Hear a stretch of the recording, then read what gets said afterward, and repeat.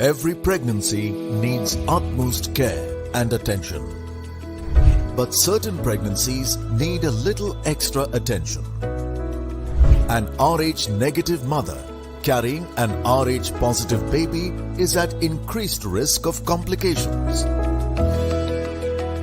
BSV is at the forefront to ensure safe delivery in every RH negative pregnancy.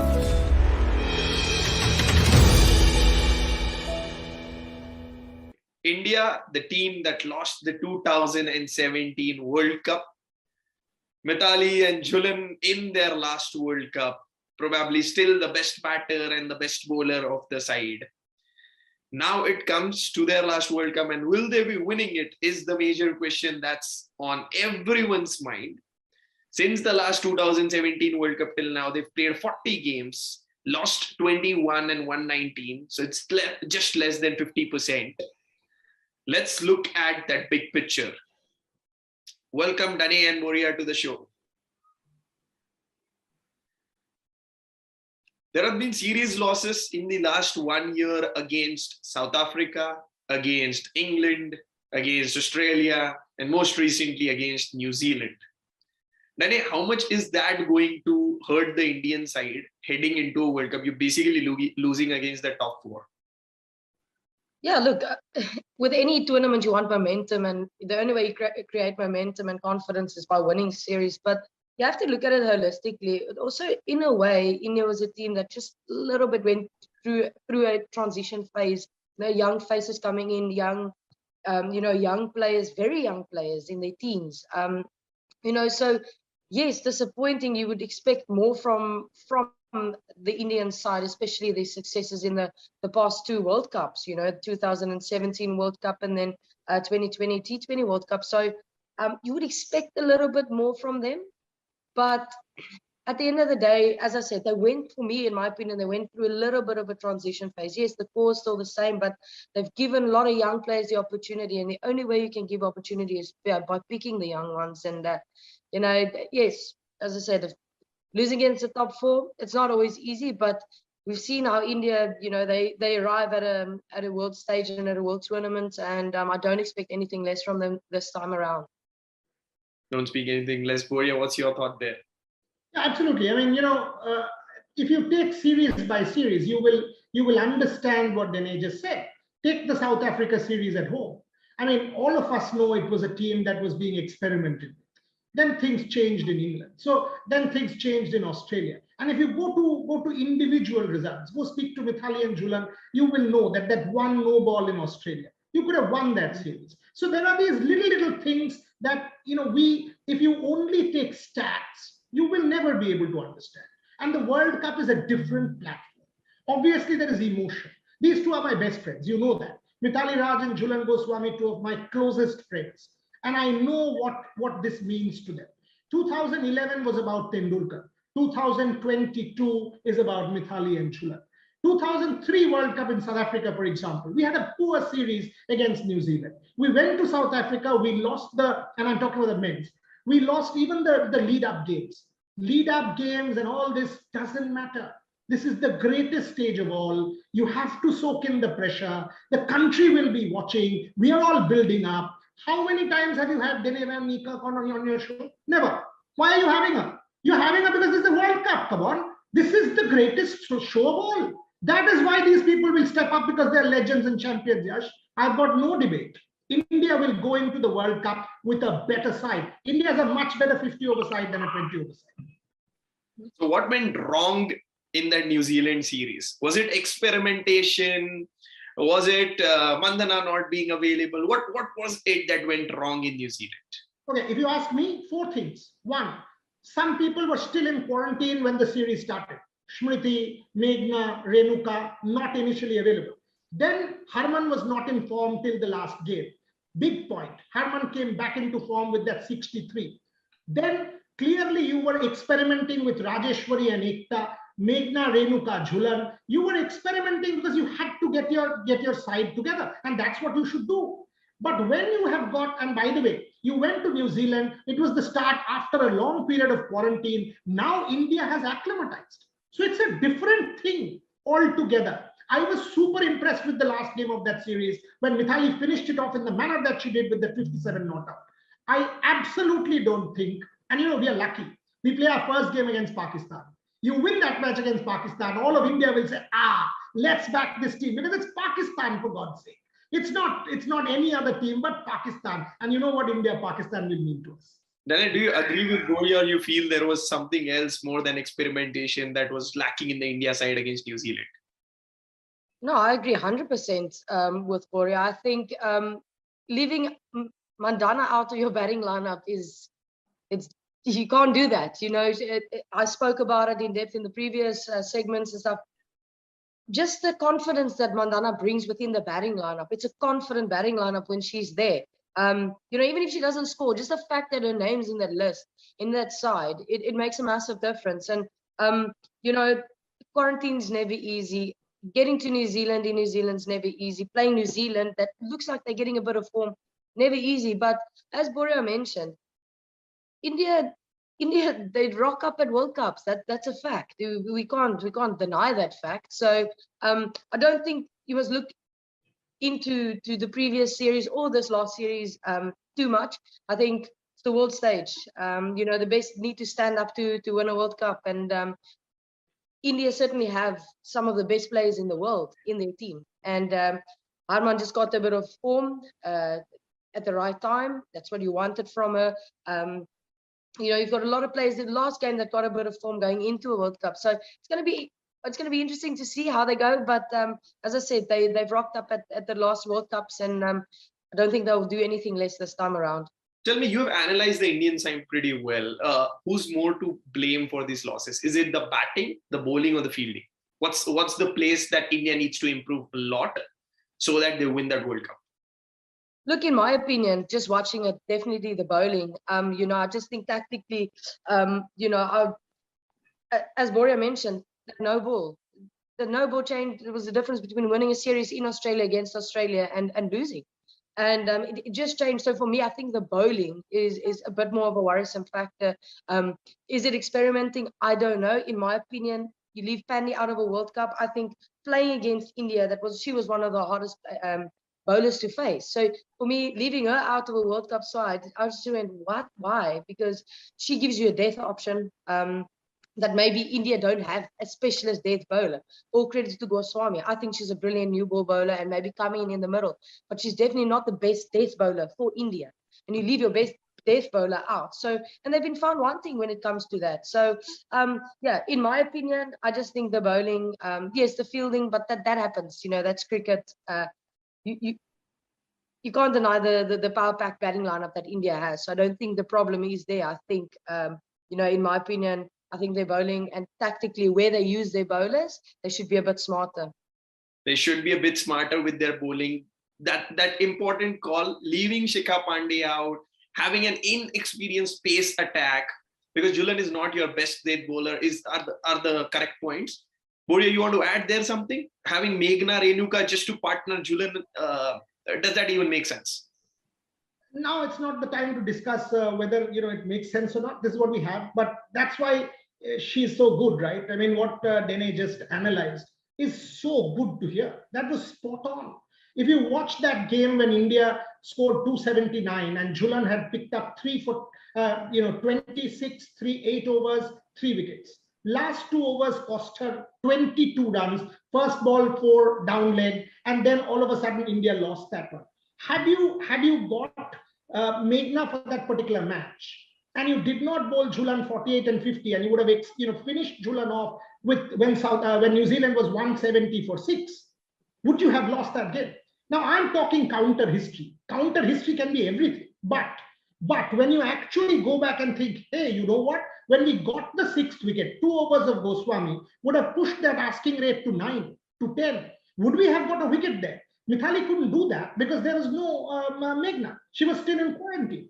So, these are calls. So Mithali has to identify, along with Ramesh, who are your death bowlers. According to me, it has to be Deepti, it has to be Rajeshwari, and it has to be Meghna. This is what, and Jhulan she will have to bowl 6 up front, maybe 2 in the middle, and maybe 2 towards 30 to 40 and close her out. That's where Jhulan will be the best. I absolutely agree with her. And if you are able to see, this is planning. You now know what you got. Forget Shikha Pandey. However much I have been screaming Shikha Pandey, unfortunately, she's not going to be there in New Zealand. And we know that. Now go and do that job with the 15, 16 you have at your disposal. Do you think, I mean, if you ask me, do we have an opportunity? Massive opportunity. Because it's not a series, Yash. The Indian men's team has been incredible in bilaterals. We have faltered at World Cups. We have, because it's a one-off. It's a one-off. You know what? When a captain, and ask her this question, not me, when you are playing a multilateral, she has to plan every day for a different team. When you are playing a bilateral, I know what she's going to do in the next game. My dressing room will give me the strategies. But in a World Cup, it's a different ball game. And there, a Mithali Raj will stand tall. A Mithali Raj has been there, done that, a legend of the game. Jhulan Goswami will mentor a Meghna, mentor a Renuka. I am confident India will have a good World Cup. India will have a good World Cup is what Boria is confident about. I want to ask this question. We've discussed about the pace attack. We need to discuss about that spin attack as well. It's very experienced. All of Rajeshwari Gaikwad, Poonam Yadav, Ekta Best, who's in the reserves, everyone played that 2017 World Cup. Sneha Rana has been a part of this Indian team for the last year. Still, the spin is not coming through. We're not getting more wickets with the spin. Except for example, say Deepti Sharma, the others are not able to get regular wickets. What is that is missing or that has changed? Or is it just the New Zealand conditions that are not favorable to the spinners, Dane? Yeah, that's spot on. You touched on it there at the back end of your question. It's understanding the conditions and understanding that I felt like it didn't help me, even though, I mean, Shanae had a very good series with the ball. I think she took a fiver against when we were there in 2020. And I think it's just an element of understanding the conditions. And yes, it's not India, it's not going to turn as much as you want it to, but it's again, going back to the drawing board and speaking to your seniors. And as you say, it's players that's been there for a very long time, but you can't be stuck in, the same stuff. For instance, I watched Poonam Yadav. She is a bit slower, yes, but you can't be that slow on a wicket like that because it's such good wickets that it's just going to make it easy to hit. She's going to have to find a way to either be quicker or a little bit more attacking, if that makes any sense. So I think it's more just understanding the conditions where you are and then adapting your game to it. And if you can't, then you're going to be found wanting. And in the past, India has been relying on their spin because they've been very good. They've been very good, but you can't expect conditions to be suitable for spin all the time. And sometimes India have to maybe just pull away from picking a spin heavy attack and go, but this wicket is better for us going pace. And you need to back your pace bowlers as well, because I think India's got incredible, not just Jhulan, but Basraskar. She is, I think she moves the ball incredibly well. I mean, I faced her a couple of times. She's attacking. She likes using the short ball. And I think they almost need to have not a South African mindset, but Australia, South Africa, where we have bounce, because you need to almost channel those teams and say, okay, what do they do in those conditions? And let's see if we can't mimic that in these conditions. That is the pain point for India. They're not able to take wickets in the middle overs and then not able to score at a higher strike rate in the middle overs. How and what can India do different in order to basically take those wickets in that middle overs, and as well as whatever is said by the top order, the top three, they're able to carry on with that same strike rate? Danny, you want to take that? Yeah, look, that's I guess the theme in women's cricket. That the team that plays the middle overs the best is the team that's going to win. That is a fact. We've seen that. So I don't think it's about having the mindset of striking quicker, but I think it's having a set batter in. And I think it's always hard to get off strike. We know that as any cricketer, when you come in, it's hard to just get off strike. It's not easy. And so on the batting point, it's just about having a set batter in and being able to rotate the strike. It's not about hitting fours. It's about, if you're going at 4 5s, it's 4 singles and over. The trend in general cricket is after the first 10, you do bang, you put your field out. So you find your ones, or you find those odd boundaries or whatever. So it's I think it's just changing the mindset of not wanting to strike like we don't want to go at 8s, but in actual fact, let's see if we can't get at least 4 to 5 to 6, and that's 1 and over.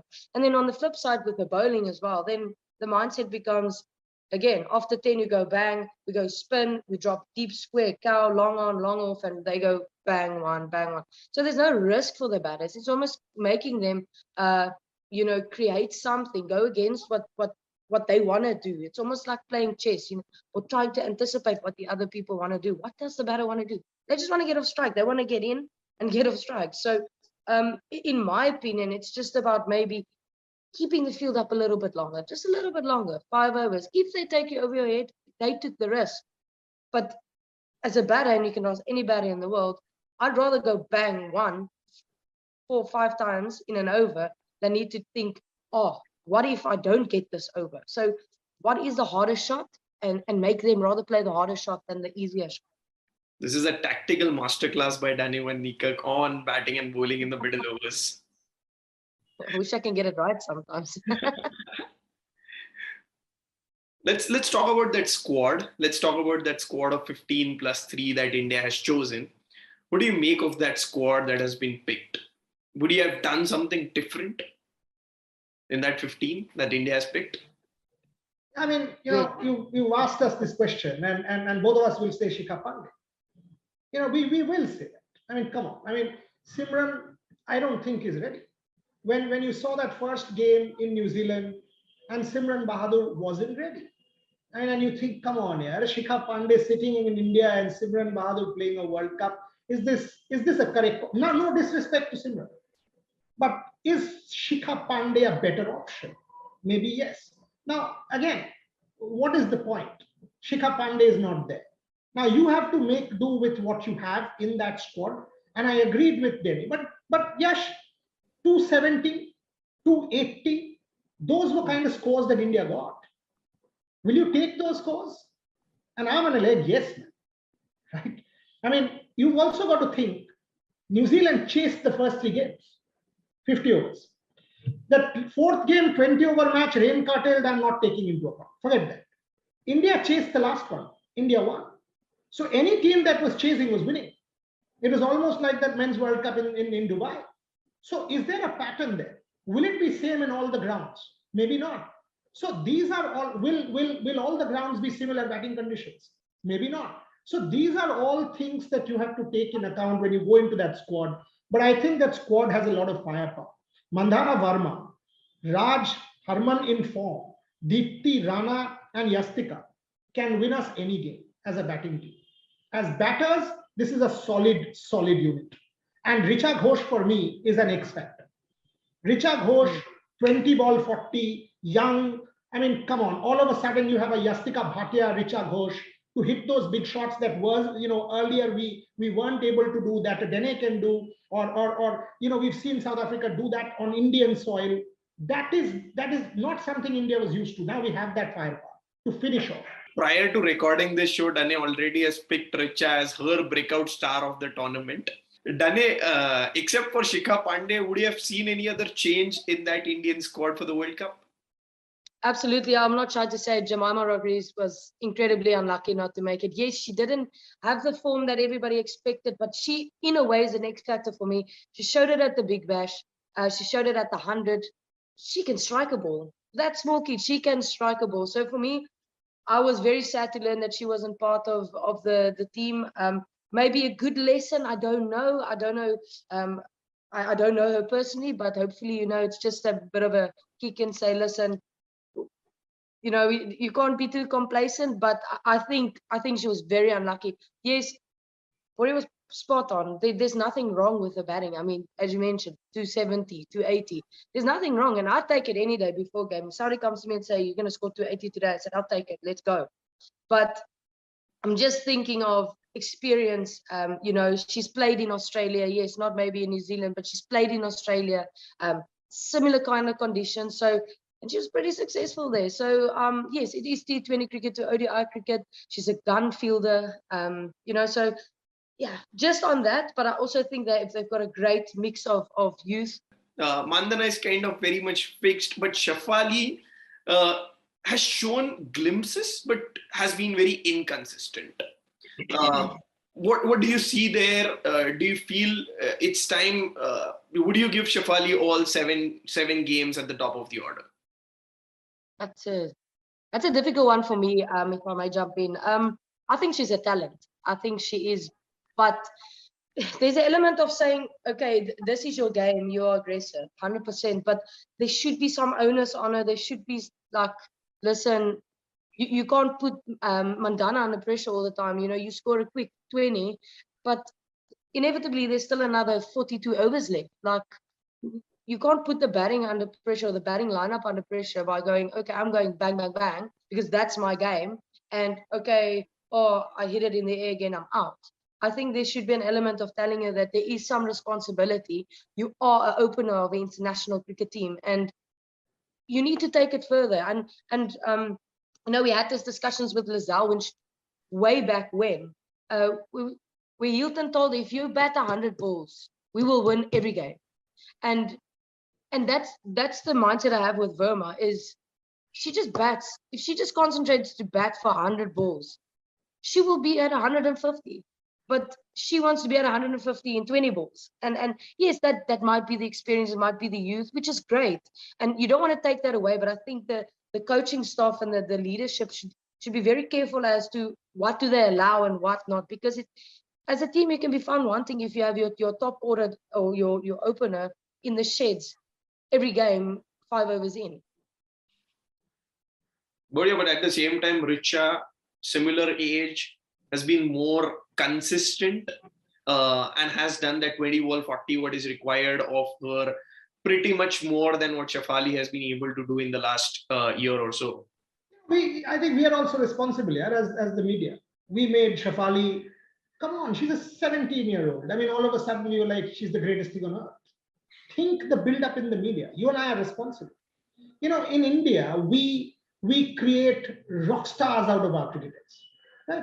Shafali Verma was the poster girl after that 2020 World Cup. Magazine covers, billboards, and every girl is a new Shafali Verma and WCZ. And yeah, I mean, justifiably we are doing our job. But if you're a youngster, think all of a sudden what you're thinking. I can do no wrong. I'll go and hit every ball. No. There are 300 balls to be played, and that's a lot of balls. 300 balls, 1 run each is 300, right? So I think it is also the captain, the coach, the think tank, the management, who have to sit her down and say, listen, what she just said. If you bat for 100 balls, you will be 150. Do you want to do that? Do you want to go and hit every ball? I'm sure she'll realize. In Australia, of course, she's not been brilliant in New Zealand. Do you see Yastika playing in that first 11? Yes, I absolutely do. Because she's a left-handed option. With that Mandana, Yastika, because if you see Mithali right hand, Harman right hand, so you have that left right continuously going.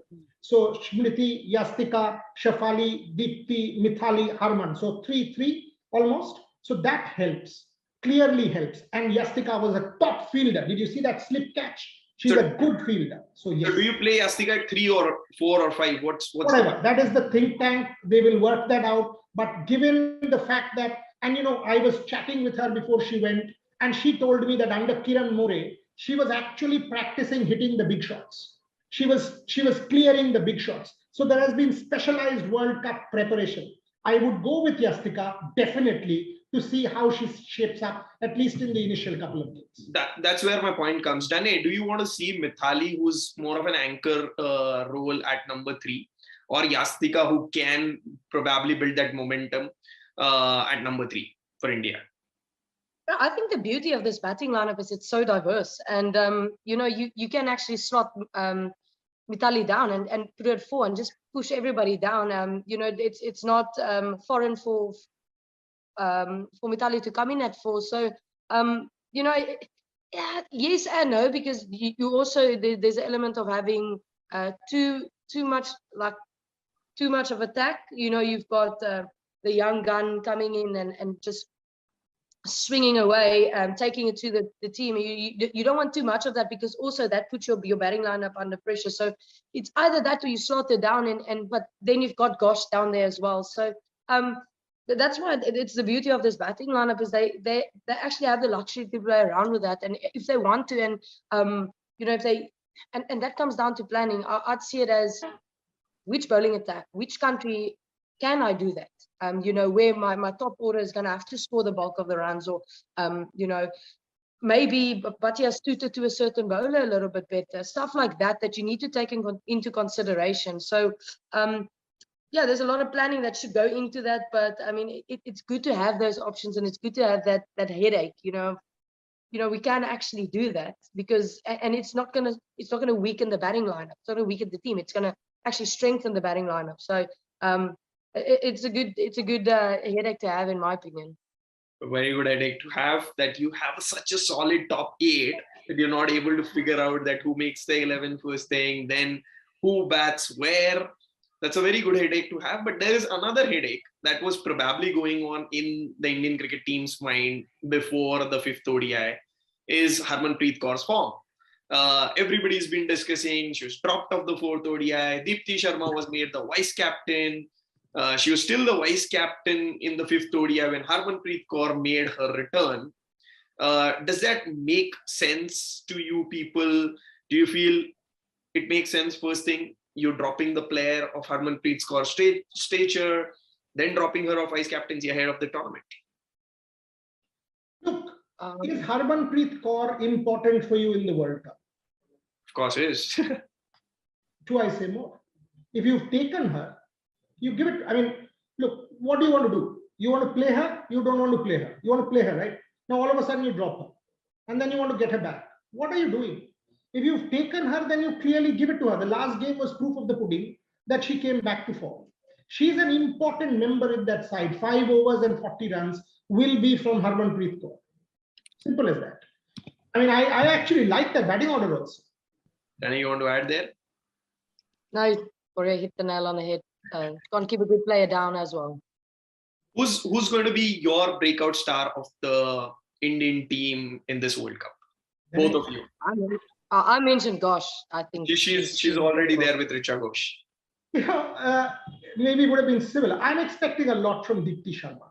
All of a sudden, I see a different degree of confidence. I see bowling at the death. I see batting where that arc between square leg and mid-wicket and long on is her arc. It's Deepti Sharma. So I'm hedging my bets on Deepti Sharma. She will be very important for India. Now comes the prediction time. Where do you see India finish in the World Cup? Let's be realistic there. Semi-finals for sure, than anyone's game. Semi-finals for sure, and then anyone's game. Dane, you've already picked your finalists, so tell me they're making the semi-finals. Yeah, absolutely. They are definitely in the top 4 for me. As I mentioned, they do arrive at the big stage, and yeah, as Boria mentioned, it's anybody's game in the semis, but they definitely in my predictions for the semis. Both semi-finals is Smriti Mandhana 100, a Mithali Raj 75, and a 4-wicket haul from Goswami. Thank you very much. Whoa, that's a big prediction. But I want to ask you, first game against Pakistan, what do you see the India 11? Dane, you want to start? Yeah, I do. I definitely go Mandana and Verma at the top, 100%. Mithali slots in at 3, Kaur at 4. I'd like to see Ghosh at 5. I think Ghosh, maybe Sharma, maybe, but it's a mashup for me between the two, 5 and 6. I'd like to see. I still back Poonam Yadav. I think she's again, you can't keep a good player down. She's got a great record. I'd like to see Gayatwad in the team as well. And then obviously the big name Goswami, I'd put her in as well. I like Vastraskar, I do. I think those two at the top bowling, I'm excited, and I can't quite make my mind up on the 11th, but yeah, I'm pretty set on that. So you have Meghna, you have Yastika, who's your, or Sneha Rana, who do you have as your 11th player? It depends on the conditions and what you want. But let's go Bhatia just because she's attacking. So you just slot her up and you bring everybody down. Let's Okay, be so bold. Yastika Bhatia at 3 and then everyone down. What's your prediction, Boria? Similar, very similar. So I was thinking Jhulan, Pooja, and the toss-up Rajeshwari, Deepti, Poonam, Harman, multiple spin options there, and then this batting order. If you ask me, hand on heart, against Pakistan with this batting lineup, is India winning? Yes. Is India winning? Yes, against Pakistan. This is the 11 both of them have predicted. This is us on the outside view. India preview. We'll have more shows coming up every day of the World Cup. Do tune in to Women's Cricket Zone and Rev Sports. Thank you.